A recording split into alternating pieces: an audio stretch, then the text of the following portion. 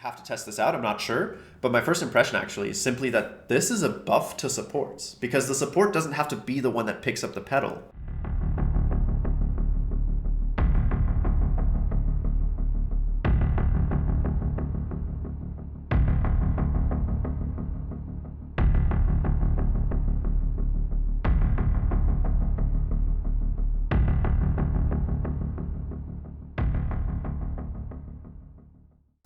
Hello everybody and welcome back to another entry in the League Encyclopedia. I'm Robin and today I just want to go over the new patch notes really quickly and just kind of give you my first impressions. So like always, we've got a little blurb here about what to expect, and the thing that stands out to me the most, honestly, is minion adjustments and feats of strength. Like, I know this new monster, Atakhan, is going to be a big deal, but I think a lot about what minions do and how they interact and how that they're an important part of the gameplay, and so I'm curious to see what they mean by minion adjustments here. Nexus invades the rift. Yeah, okay, cool, we got a new color. Woo. I always like the snow map, if I'm being honest, but this is just... okay, it's yellow, orange, reddish now. Cool. And here we have it. The fabled Atakhan. I don't know if I'm saying that right. This season, we are adding an entirely new epic monster to the Rift, introducing Atakhan, an ancient demon of bloodshed and violence. Atakhan spawns at 20 minutes, okay, can appear in the river, close to either top or bottom lane, which side he spawns on depends on which has seen more champion damage and kills by 14 minutes.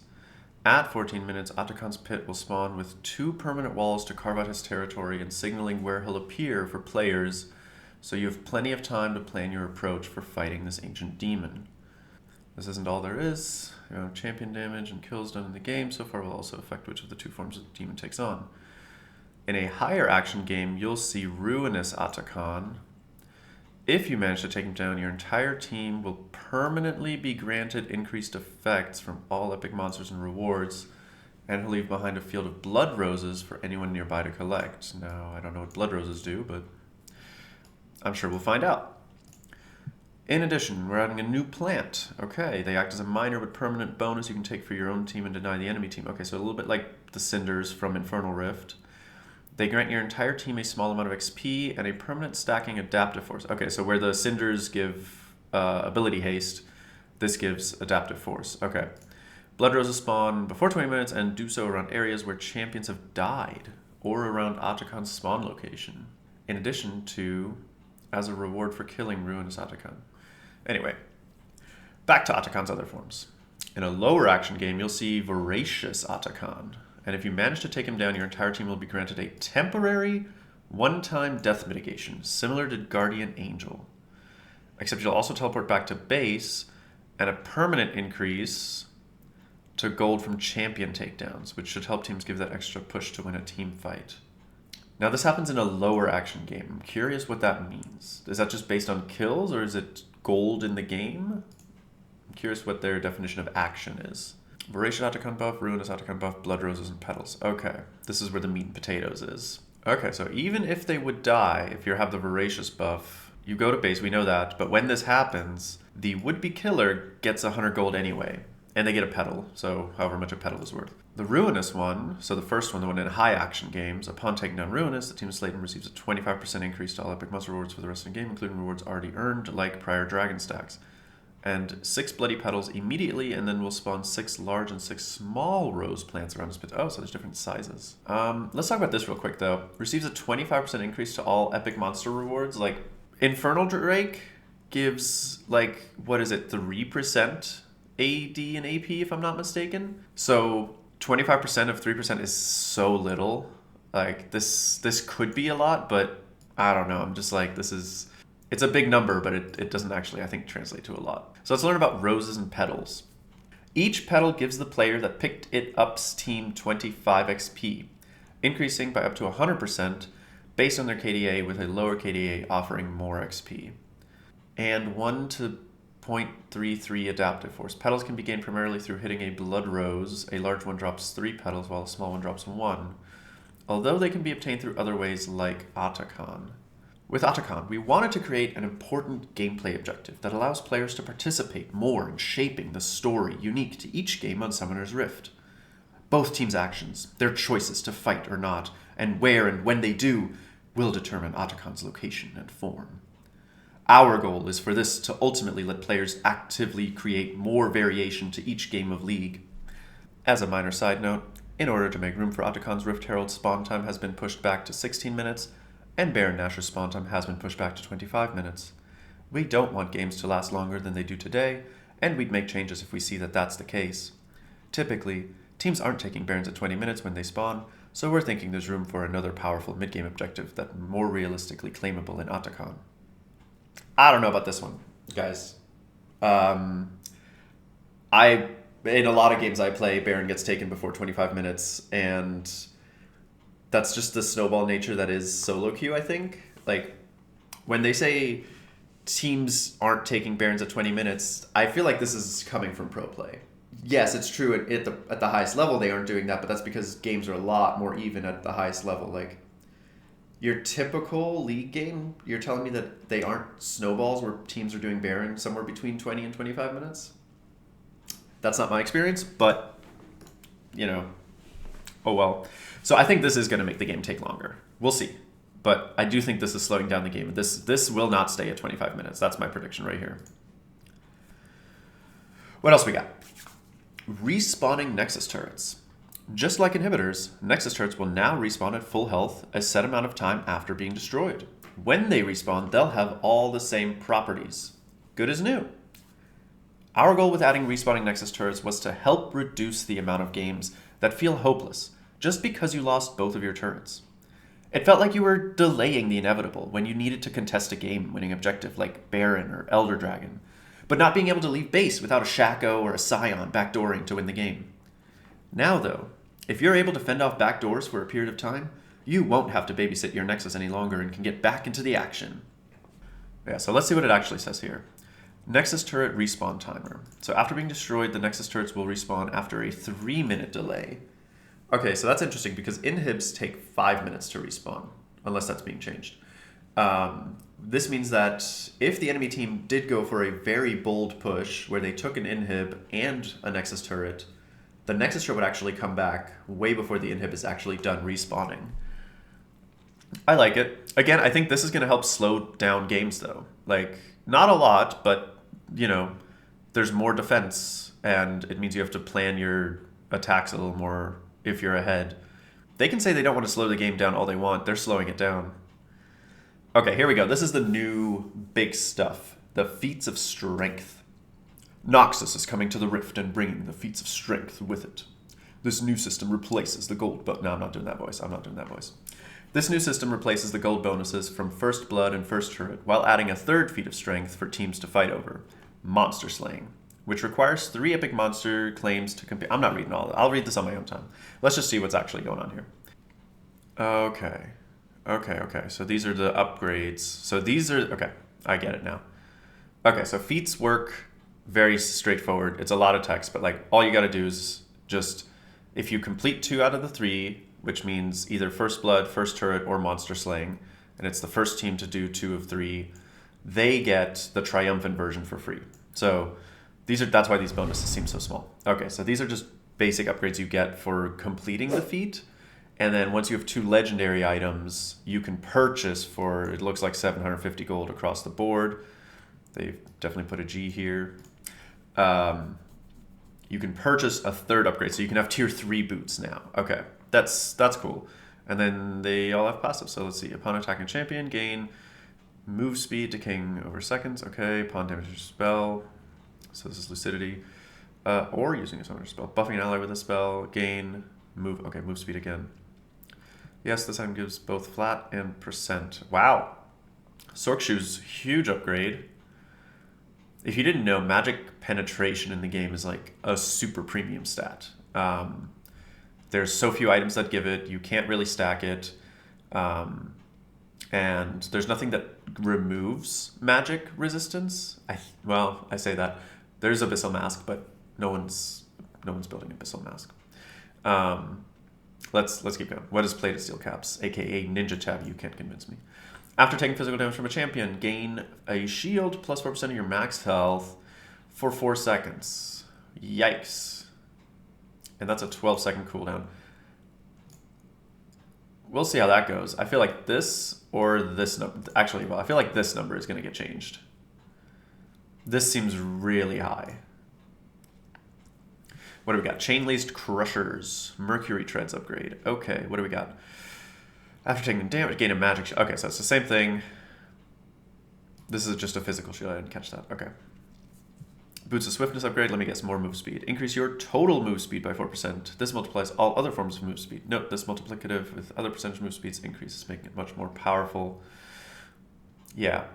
The thing about move speed in the game, though, is that it curves down. Like it's not capped per se, but the formula they use to figure out move speed, like if you're at 400 move speed and you get 10% move speed, you would expect that to be 40 move speed and that you would sit at 440 afterwards. That's not what happens, because it's I don't know how to say this. It's like it's graded on a curve is the analogy I want to use.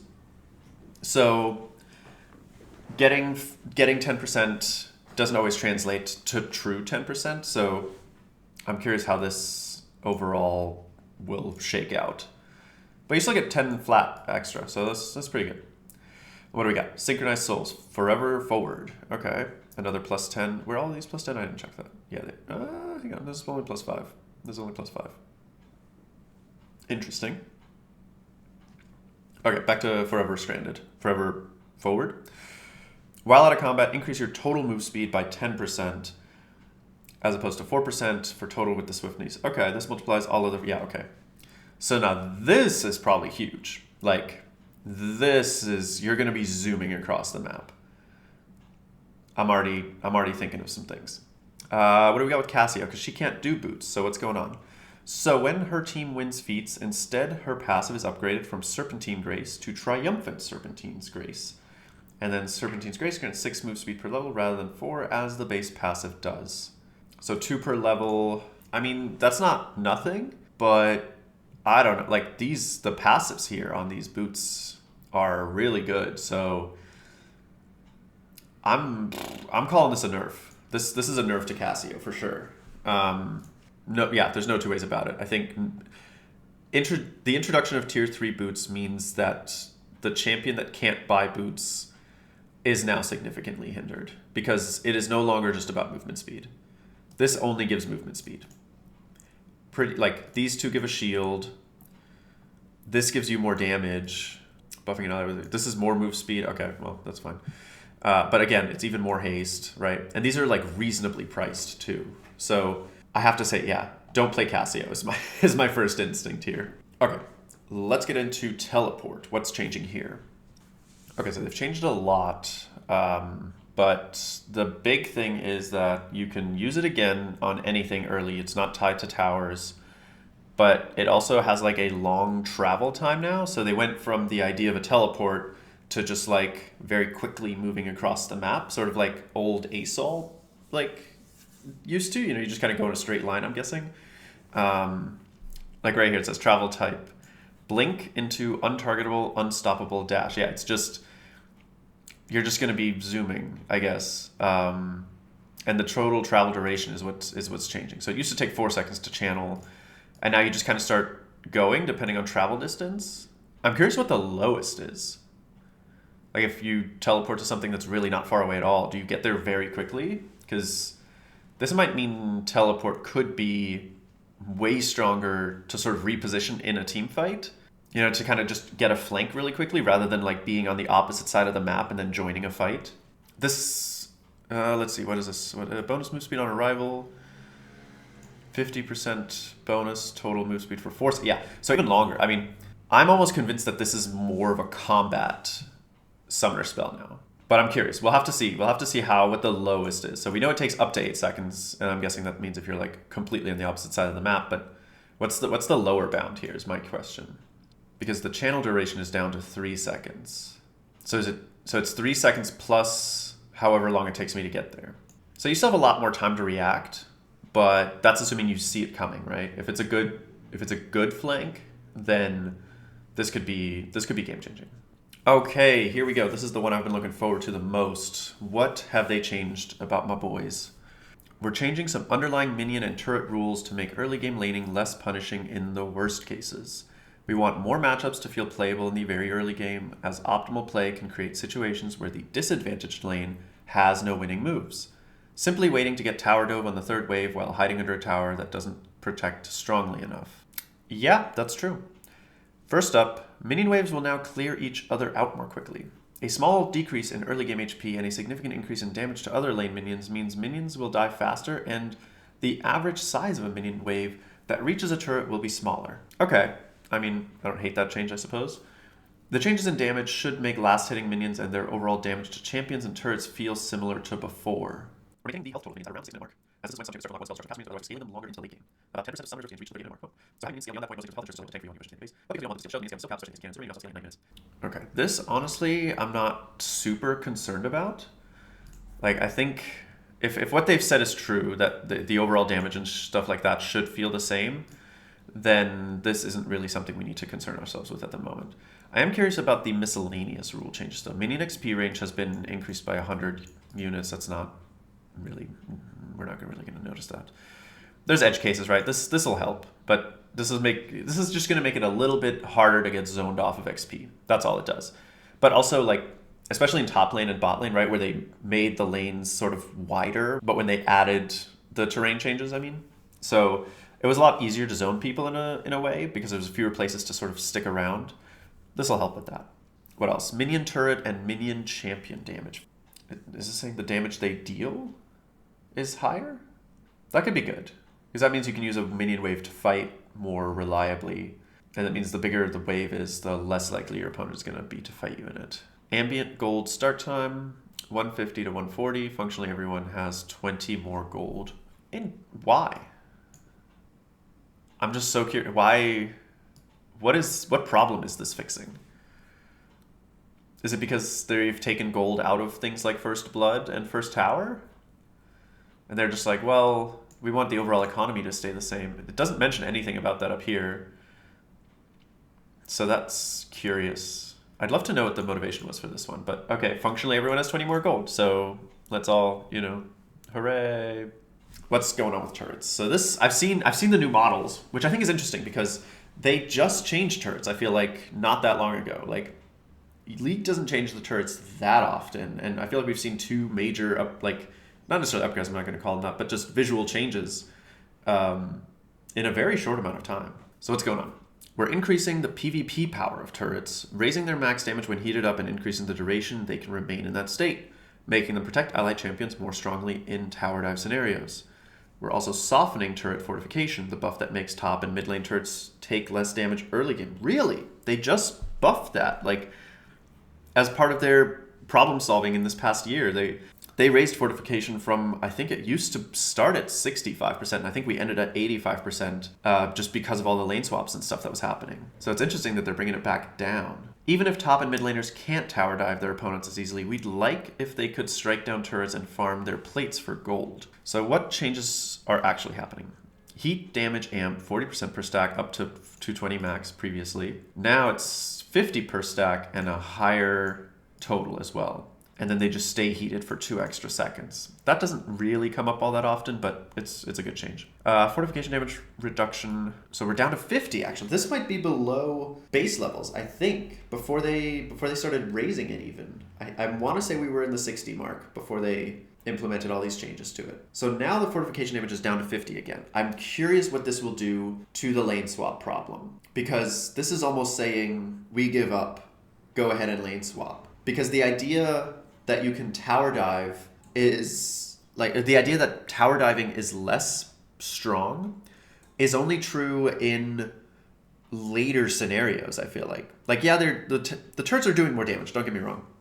But if you look at well-executed tower dives, almost always, like, one of the components of a well-organized tower dive is juggling turret aggro correctly, right? And at the highest level, at pro play, they do that well, generally. So, yeah, the turret's going to heat up faster. It's going to do a lot more damage, I guess. But I feel like teams can work around that. I think this will protect no one, actually. because if you think about a turret dive in solo queue, what happens most often is a 1-for-1. Like, whoever was tanking turret is the one that's being focused by the person being dove, and then they get a little damage off, and they probably get the kill. They go 1-for-1. That's just kind of what happens most of the time, because in solo queue, you're not organized enough to really pull off a coordinated tower dive most of the time. I'm not convinced that this is doing everything they're hoping it's going to do. I think it's a nudge. A good nudge, but ultimately not going to change play patterns when it comes to tower diving. All right, Champion Bounties is being touched. I feel like they are just hammering home on all of the systems that they have been hammering all year long already. Like, I don't think they are satisfied with any of the changes they made in 2024, and they are just walking them back or turning them up or turning them down again. Like, I don't think they're satisfied at all. Let's see what they have to say. So yeah, if you didn't know, because this is a relatively new change, to be honest, like this, the negative bounties idea, this is from a few patches ago, no more than 3 months old. So they used to ignore the first 50 gold, or the first negative 50 gold, I should say, when determining whether or not you were too poor to be worth money, basically. And they're not doing that anymore. So what this tells me immediately is Scion buff, right? Like, how is this not a buff to Scion? That's all I'm saying. Anytime you mess with gold value and getting killed, like, that is Scion's dream, right? Summoner's Rift ranked Season 1 in 2025. This is the only thing that matters in this entire paragraph. Same as every season start, players will be reset, of course. However, as mentioned recently, this will be the only reset we have for the whole of 2025. Love to see it. Ooh, item changes. What do we got? Bloodletter's Curse. Okay, AP Bruisers lack a pen or shred item with stats that feel good for them to purchase. So we're bringing over Bloodletter's Curse from Arena to accommodate that need. We adjusted the stats, created a recipe, slightly modified the rules of its passive so that it can healthily exist on Summoner's Rift. It's expected that some non-bruisers such as Brand will also like this item, but we're okay with that as long as champions such as Mordekaiser and Gwen feel good building it. Oh boy, I feel like Brand's gonna be a terror on the Rift. We'll see. So if you played Arena, you know this item. I haven't played Arena in a hot minute, so I'm not super familiar with it, but as we can see, basically, this is what matters. Dealing magic damage with abilities or passives to champions reduces their magic resistance by 5%, for 6 seconds up to 30%. Okay, so literally earlier when I was talking about there not being an item that removes magic resistance, like this is what I was talking about, right? This is Black Cleaver, but for AP champions, which in my opinion the game did need, indeed. Like, because there is a difference between removing a stat and penetrating a stat. So those two do not, those two effects stack together very well. However, like, if you have 40% pen and then you add another 40% pen on top of that, like, that doesn't work the way you would imagine to, because again, there's this sort of curve drop-off thing that happens with resistances. So, but if you have something that shreds, and then, because then what you're doing is you're penetrating what's left, right? If you're starting at 300 and you penetrate 50% of that, you're treating it as 150%. But if somebody is shredding it down to 100 first, and then you penetrate 50%, you know, now you're dealing with 50 magic resistance. So this is a good change. I'm excited about this item. And last, what do we got? We got runes. The following runes have been removed: Ghost Poro, Zombie Ward, Eyeball Collection, and Nullifying Orb. Why? I mean, I guess we're getting 4 new ones, so let's see what those are all about. Deep Ward. Stealth wards placed in the enemy jungle are considered deep. After level 11, stealth wards placed in the river are considered deep as well. Deep wards gain 1 extra health and 30 to 45 second duration. Interesting. So they're trying to incentivize you to ward deep, basically. Sixth Sense, what else? Automatically ping untracked and unseen wards within 900 units. After level 11, Sixth Sense will also reveal the ward for 10 seconds. 300 second cooldown for melee champs, 360 for ranged champions. So you just have a sweeper effect on you? Am I reading that correct? And then at some point it becomes you can reveal it and take it out, I guess. That's a pretty fun one. I like it. It doesn't require nearly as much micromanaging as the zombie ward Rune used to, so I'm here for it. And let's see, Grizzly Mementos. For each champion takedown, gain 4 trinket ability haste. In modes where this doesn't make sense, IRM gain, yeah, okay, whatever. In modes without, yeah, okay, I don't really care. So this is it's just this line, the rest doesn't matter. For each champion takedown, gain 4 trinket ability haste. So up to 20, I mean, the thing that's, yeah, I guess it's being replaced, it's taking the slot where eyeball collection used to be, so unless it's being added to the slot, we'll have to see. If this is being added to the same slot, like on the Rune page where Ultimate Hunter and that one, those things are, the ones that also stack on champion takedown, I would say this is bad. But if this is in the slot where eyeball collection used to be, then I like this. I think this is really good. And I imagine junglers will probably run this one quite often, to be honest. And what's the last rune being added? Axiom Arcanist. Oh wait, Acanist? I'm almost certain they wanted to put an R here. Axiom Acanist? That doesn't sound like a real word. Your ultimate abilities damage, healing, and or shielding is increased by 14%, reduced to 9% for AoE damaging abilities. Takedowns on enemy champions refund 7% of your ultimate's abilities' current remaining cooldown. That's awesome. No, I like this one a lot. I'm excited to try this one right away, to be honest. And I like that it works for everything, right? Damage, healing, shield. Like, it's just your ultimate is better. Doesn't matter who you are. Doesn't matter what your ult does. It is now better. Okay, so that was the patch rundown, first impressions.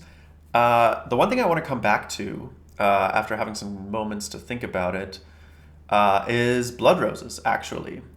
Because one thing that I noticed, that I didn't think about earlier, is that it gives XP to the team, right? Each petal gives the player that picked it up's team 25 XP, increasing by up to 100% based on their KDA, with a lower KDA offering more XP. A lower KDA, more XP. Now, which champions tend to have low KDAs? Supports, right? Now, of course, if you're popping off, right, you're going to have a lot of assists as a support, but quite often a support will have low kill count, low death count, and a lot of assists, perhaps, right? Or medium death count, we'll say. Point is, I think supports are getting a lot more experience on this patch. I have to test this out, I'm not sure, but my first impression actually is simply that this is a buff to supports, because the support doesn't have to be the one that picks up the petal. It's anybody on the team, it buffs the team's XP. So yeah, XP is going up overall in the game, right? Because I didn't see any XP changes for the minions. The people who benefit the most from everyone getting more XP across the board is going to be supports, right? Because they're getting the lowest amount to begin with. So as a percent, right? That's what I'm talking about. Like, especially for supports who roam a lot, right? You're going to be out of lane. You're not going to be getting XP from being in proximity to minions dying. So the fact that this is happening, like, this is huge. I would be shocked if this number doesn't go down. Unless this is how they intend to keep the game pace up, right? Because they said they didn't want to slow the game down. And so maybe by pumping more XP into the game, this will help. If there's one thing I want to leave you with when it comes to this patch, it's notice experience, right? Level up timers are so unreliable now. Like, if you are about to level up on your opponent in lane, you can push that advantage really fast and really hard now because they will not see it coming, right? The idea that you can track how many minions they've collected experience worth of, or that you can do that for your opponent, right? Like, this goes both ways. Be careful. If your opponent's team, even if you haven't been involved, right? Like, if your opponent's team is getting kills, remember that the teammates are getting experience. So level up timers are more unpredictable than ever before, and you need to be careful about that. But also use it to your advantage, right? Like, if your team has gotten a few kills, your opponent probably isn't thinking about that. Push level up timer advantages because nobody will see it coming anymore.